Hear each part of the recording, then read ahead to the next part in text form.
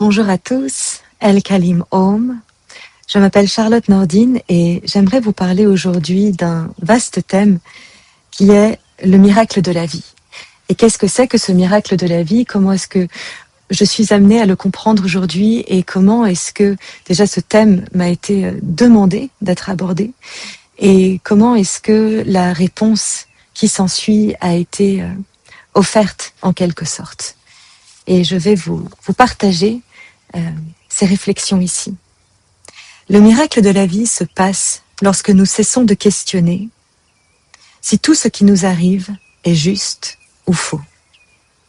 Si nous avons une part plus active à jouer dans notre vie, et ce, de quelle façon?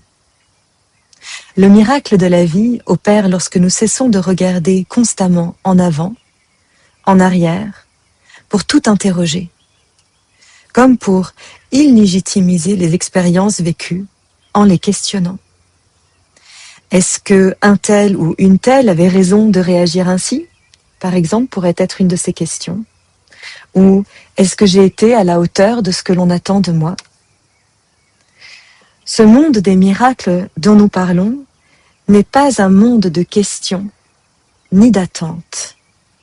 C'est un monde, une vaste sphère au cœur de laquelle nous réajustons et ravivons une vérité de qualité nouvelle qui cherche à s'éveiller en nous. Cette flamme, nous la connaissons, sinon nous ne serions pas en train de nous poser toutes ces questions. Les questions qui nous légitimiseraient si elles pouvaient nous soulager dans leurs réponses. Un quick fix, comme le disent les Anglais, une solution rapide et efficace pour mieux continuer comme on le faisait auparavant. Et ça pourrait par exemple s'apparenter à une question du genre « Est-ce que j'ai été à la hauteur de ce que tu attends de moi aujourd'hui? Est-ce que ma participation a été assez grande pour créer un monde meilleur? Ou est-ce que tu es fier de moi, Mère divine, Père divin? Est-ce que je suis digne d'être ton enfant, ta prolongation, ta continuité? Ou est-ce que je me suis encore fait prendre par le gouffre hypnotique de ce monde qui me laisse dans l'oubli de mon essence, de ma clarté, dans la version la plus haute de moi-même? Est-ce que je me suis à nouveau identifiée avec cet aspect de moi qui cherche à avoir raison, tout en cherchant à expliquer comment les autres ont eu tort d'agir ainsi? Est-ce que je me suis sentie malmenée par ce que la vie m'apporte de vivre, alors qu'en ces événements précisément réside la prochaine étape de mon évolution? Pourquoi est-ce que je te remets tant en question? Et la réponse à cette dernière question, elle est assez simple. Parce que je ne te fais pas confiance. Parce que je n'ai pas une foi absolue en toi. Parce que je ne me suis pas encore entièrement rendue dans tes bras. Parce que je ne t'ai pas encore laissé véritablement m'envelopper et m'entourer. Surtout dans les moments les plus difficiles pour moi, où j'ai préféré analyser, comprendre, décortiquer, contrôler, plutôt que de me déposer en ton sein, en ton amour, avec toute ma charge, ma peine, mes craintes, et dans toute ma vulnérabilité. Parce que je ne me suis pas encore entièrement levée dans tes bras, pour faire de toi l'étoile polaire de ma vie.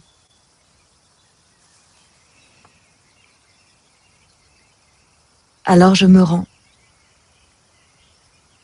C'est ça le miracle de la vie.